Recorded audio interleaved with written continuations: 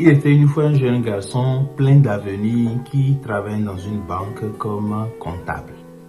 Tout allait bien. Jusqu'au jour où il a reçu des propositions d'avancement qui clairement allaient contre sa foi. Il a démissionné et s'est retrouvé dans la rue. Abonne-toi à notre chaîne et n'oublie pas d'activer la cloche de notification pour plus de vidéos et le pouce bleu pour nous soutenir. Vitamine BS, la vitamine de la bénédiction pour nourrir votre foi. Bien chers frères et sœurs, dans l'évangile, ce 20e dimanche du temps ordinaire, Jésus nous dit ceci. Je suis venu apporter un feu sur la terre.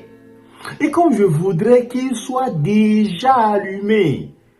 Pensez-vous que je sois venu mettre la paix sur la terre? Non, je vous le dis, mais bien plutôt la division.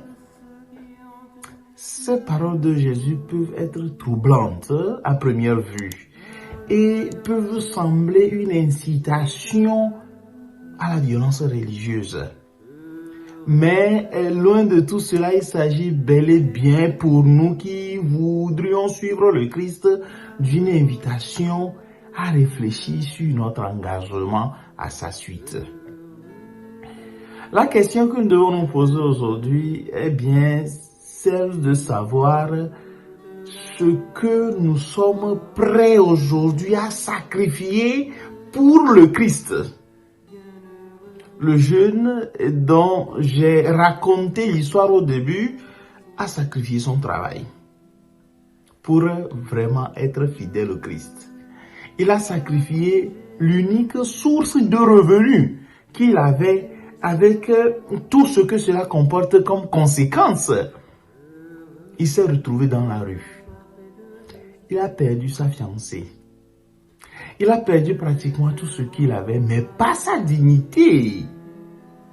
Il a beaucoup souffert, mais après, il a retrouvé un autre travail mieux que ce qu'il avait avant.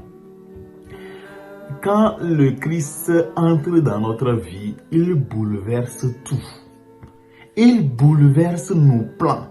C'est justement comme un feu qui consume tout sur son passage.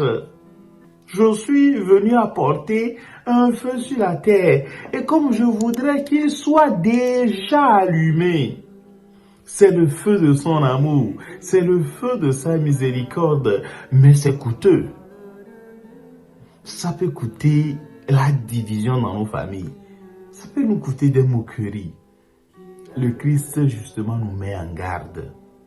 Le suivre n'est pas une question de je vais à l'église, je partage des versets bibliques sur mon statut de WhatsApp.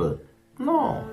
Le suivre, c'est permettre qu'il entre dans tous les aspects de notre vie. C'est permettre qu'il nous transforme au-dedans de nous-mêmes. C'est ça, suivre le Christ. Parfois, nous savons ce à quoi il nous invite, mais nous avons peur de perdre. Parfois, nous savons qu'il nous invite peut-être à quitter cette relation nuisible dans laquelle nous vivons, mais nous avons justement peur de perdre.